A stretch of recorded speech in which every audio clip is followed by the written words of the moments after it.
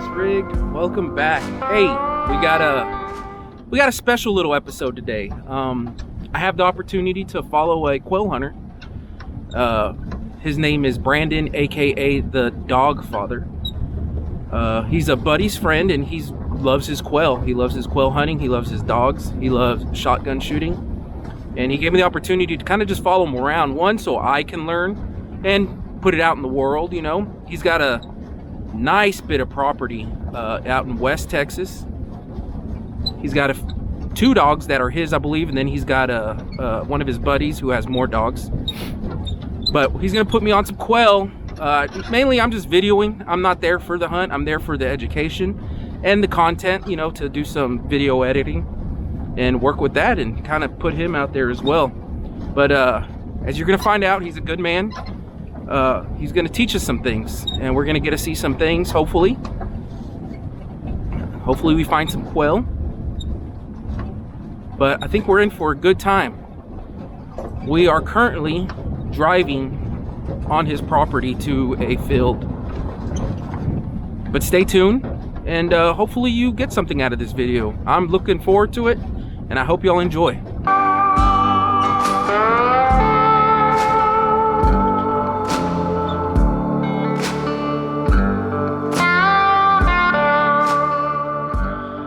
So as I said, this is Brandon. He is the Dog Father and owner of this beautiful property in West Texas. Can you tell us a little about yourself, Brandon?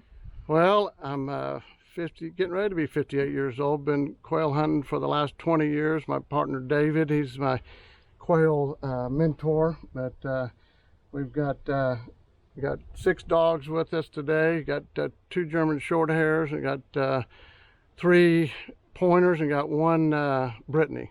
So we got plenty of dogs. We just don't have enough birds right now. But it's still a good walk in the morning, and get your steps in, if nothing else, to get some good exercise, get to see the dogs excited.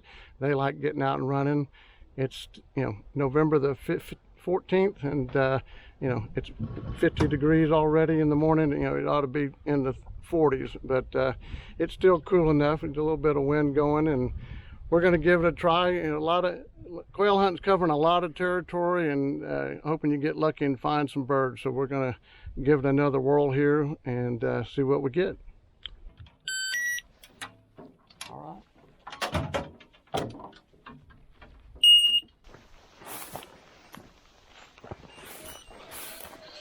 David's dog is Rose, the white pointer, and then Greta's my...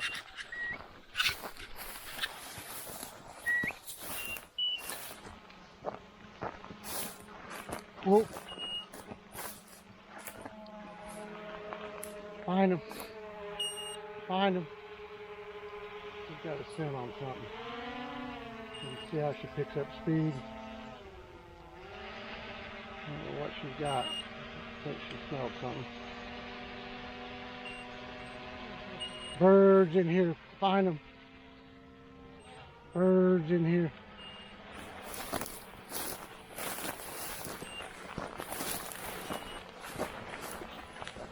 Atta girl. Atta girl. Find him.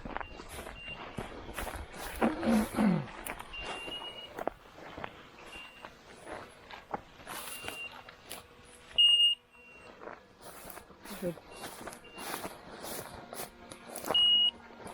Where are they going? Find them.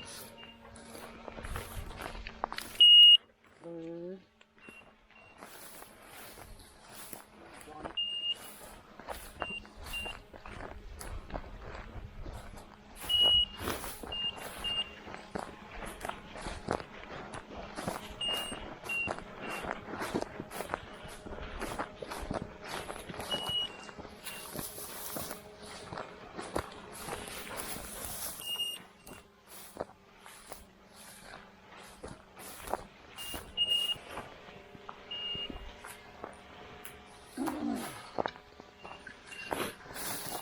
Back in here.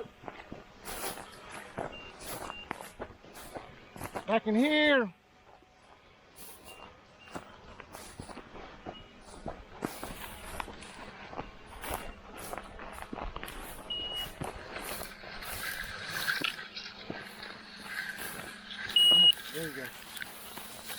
There.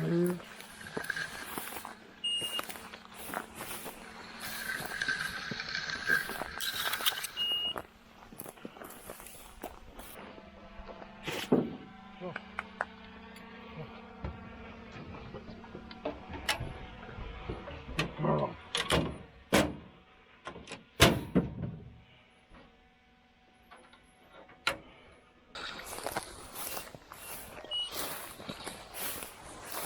Atta girl, find him, Greta.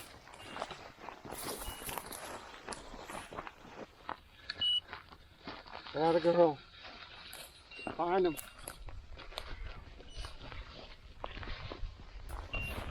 This whole field was burned down to the black earth in March, second week in March. You can see how well it's grown back in 6 months, 7 months I guess now. You're telling me something about you were under a contract of some sort? Yeah, it's a CRP, crop reduction program, where they pay you not to do anything to your property. And but I got out of that program just so I could have a little more leeway on what I do out here. You can burn it, but you can't plant it. So I was wanting to try and plant some food plots out here. So I burned this off in the middle of March. Had good rains in the spring, so and then can't even tell you burned out here. Greta, up here. Come on, hunt with us. Yes, yes. Good girl, good girl. All right, find him. Come on, Rose. Also, you can see how bare the ground is. Like you can see the dirt. And that before I burned it, there's a little roost right here. That's where some quail spent the night. There's only maybe 2 or 3 of them, which isn't a great sign. You like to see a big pile of poop. But that white on the poop is birds don't pee. So that's a uric acid coming out in their feces. But you like to find a big pile of it. They sit in a circle with their butts to the inside, and they'll sit there and poop all night. So you look for those kind of roosts, because it tells you that was pretty fresh. That was probably last night. But you like to see a big old mound of it. Tells you that more birds, bigger birds, not bigger birds, but bigger cousins. What got you into quail hunting? My birds, my dad, we grew up in Austin, and my dad would take me to South Texas, and we'd go on weekends, but we didn't have any dogs. We just drive the roads till we saw some quail on the road, and then we'd get out and chase them on foot, and got a lot of limits, without dogs. And back then, didn't know any better. Didn't have any snake boots. Didn't have any snake guards, or I was running around in my football cleats because it had a hard bottom, and the cactus wouldn't poke through. When cactus poked through my tennis shoes, so I started wearing my football cleats. But after I got to college and law school and working, I got away from it. I started hunting with some guys that had dogs up here in North Texas, and that was a whole totally different hunting scheme, and just fell in love with the dog work. Just watching the dogs run, and it became less about how many birds you shoot and more about how good your dogs do, and trying to put them in the best position to succeed. And it's been a lot of fun. It's a lot of work. David, the guy I hunt with, is really a seasoned bird hunter and had dogs all his life, so he kind of mentored me, which I really needed. And I hope someday I can be able to mentor somebody like Connor and teach him a little bit about bird hunting. It's hard to do. You can't, anybody can dove hunt. Got $25 and 20 acres, Yeah. But quail hunting takes a lot of property, and a lot of it's just not conducive to quail hunting. So we have 1,000 acres out here, and probably 80% of it is huntable, which is really, really good. It's not as good as we had hoped. That's why you have to enjoy the dog work, because you don't always find the birds. But that's part of what I want to do to this property, is keep improving it and make your habitat better. The better your habitat, the more birds you can hold. When they do have a good year, you know, this place will be crawling with birds. When I bought it in 2016, 17, that first year, I mean, we were finding 10, 12 coveys a day. Now we're lucky if we find 4 or 5. So how many fields you got on here that you do hunt? There's probably 10 to 15 areas that, you know, work well. You know, some of it's got so much cactus in it you can't really put the dogs in it. You're okay. Come on. Yeah, you're okay. Yes, ma'am. Come on. So, yeah, like just over the fence there, that's all good looking stuff. Not too much mesquite. You get too thick in the mesquite, you can't shoot the birds. You see, like this cactus here, that's one of the reasons why you burn. You want to get rid of all this brown spine cactus. It's not like South Texas cactus that grows up real tall.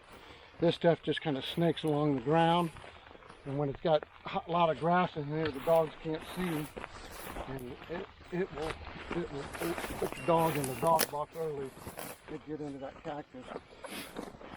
This other green yucca stuff is no problem. They just run right through it, but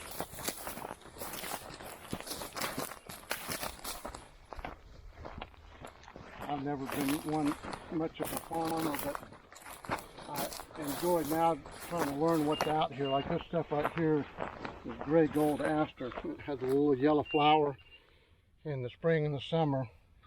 And I thought, well, anything that's got a flower must be good, but all that stuff is poisonous. A goat won't even eat it. And it's real invasive. And it doesn't, you know, you can burn it, but it will just come back twice as hard. Kind of like mesquite, you know, you start lopping away on mesquite, and it just grows back, you know, 10 times more. This green stuff right here is western ragweed. This is really good. It's one of the few plants that produces seeds in the winter. So this stuff is green right now, but it'll die off in December and January, and it puts off a little black seed, and the quail love it. You just got to get lucky and run into them. Once they get that scent of quail in their nose, boy, it's a whole different ball game. They just, that DNA that deep in their canine brain clicks in, and they know what they were made for. And it's pretty fun to watch. I'm under an exclusive modeling contract, so I have to approve any footage that's posted here. I want to violate my short and fat modeling contract. They're all quail tracks. It's been so dry here. I mean, they hadn't had any rain out here since August. I think August. Maybe they had a quarter inch of rain in September.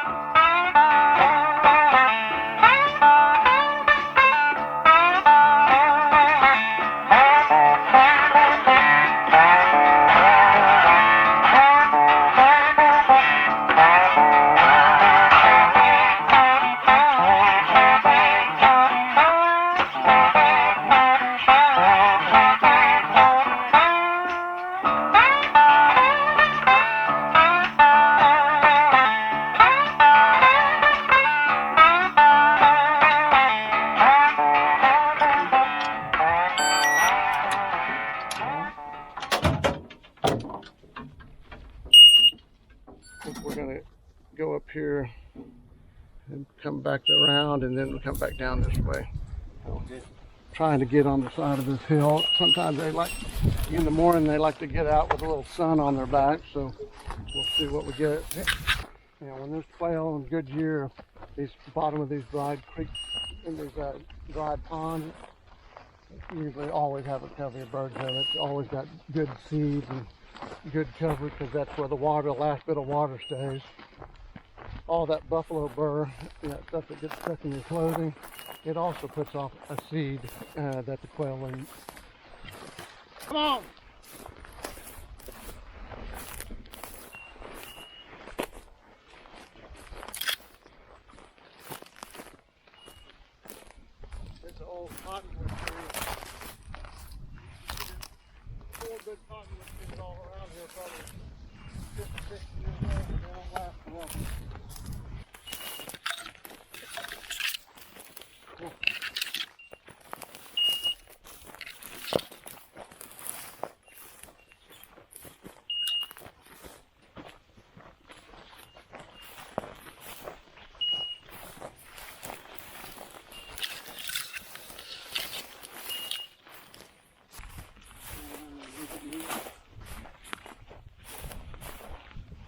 flowers are called gay feather. There's purple gay feather, yellow gay feather, and they're real beautiful, good pollinators. This is also a flightway for the migration for the monarch butterflies.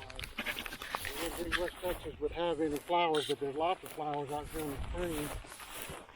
Monarch butterflies on their way to Mexico, this is one of the places they stop off.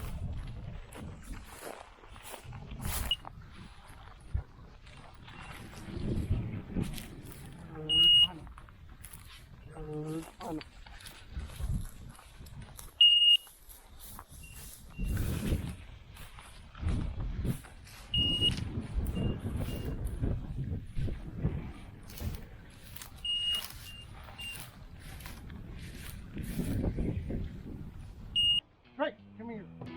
Drake! No. Hey, get in here. Come on, baby. Here.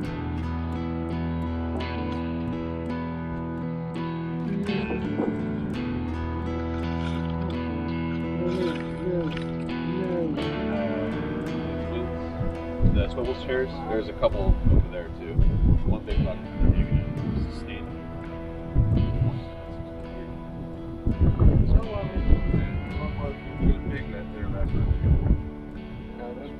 So the guys that got up and hunted our place this morning right behind our house, he was walking down to his blind and there were pigs on the road. He'd corn. put down 3 bags of corn, so they're just going right along, Hoover vacuuming it all up. He said there were 30 pigs in that group. That stuff has got a lot more pigs on it than this place does.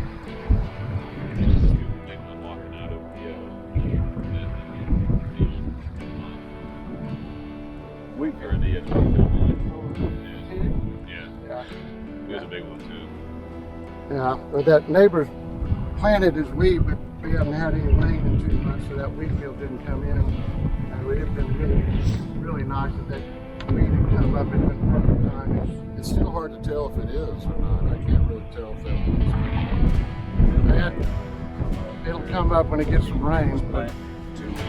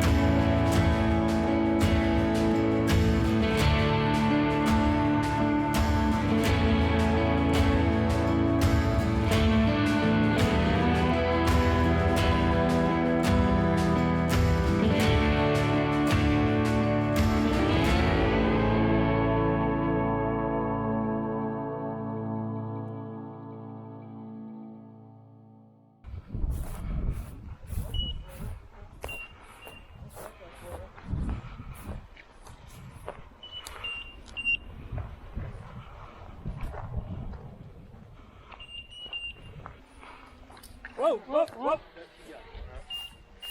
Birds in here, Rose. Birds in here. Look close. Birds in here. Birds in here. Birds in here. Greta! Look close. Look close. Bird.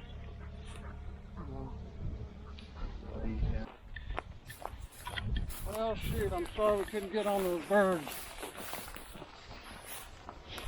All right, man, that's part of hunting. It's gonna be fun editing this. I hope you can find some stock footage of quail. That's the problem.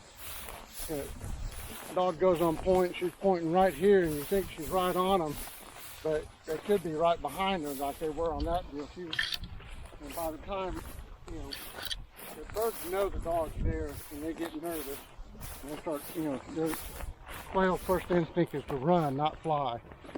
So that's why you see us hustling over to find the dog, because the quails will run off and the dog should stay still.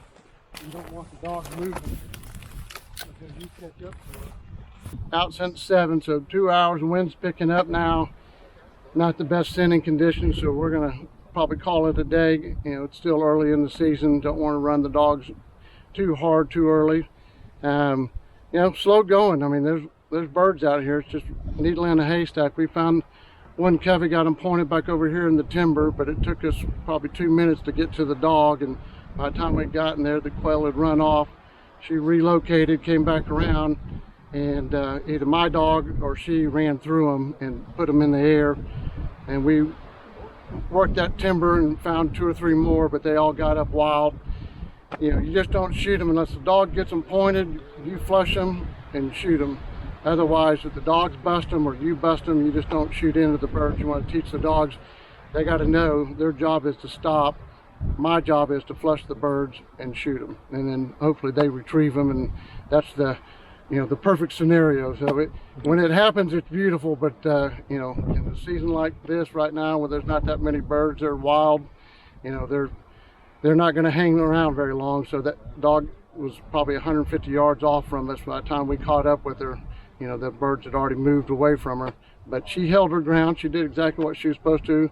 We released her. She went back around and came back, and she either was pointing them and my dog ran through them, or she got too close, and they're already skittish. When they know the dog's there, they get nervous. The quail's first inclination is to run. Last thing he'll do is fly. So they run. Sometimes you never get them up. At least we got them up this time, but they'll be there. We'll find them another time and hopefully get a shot on them. Awesome. Well, Brandon, we appreciate the opportunity to hunt out here, man. You got some beautiful land. I don't know anything about quail, so we got to learn, and all our buddies over there got to see what's going on too. But we appreciate it. Well, welcome to Rancho Capitola. You're welcome back anytime. Awesome, man. Thank you. All right.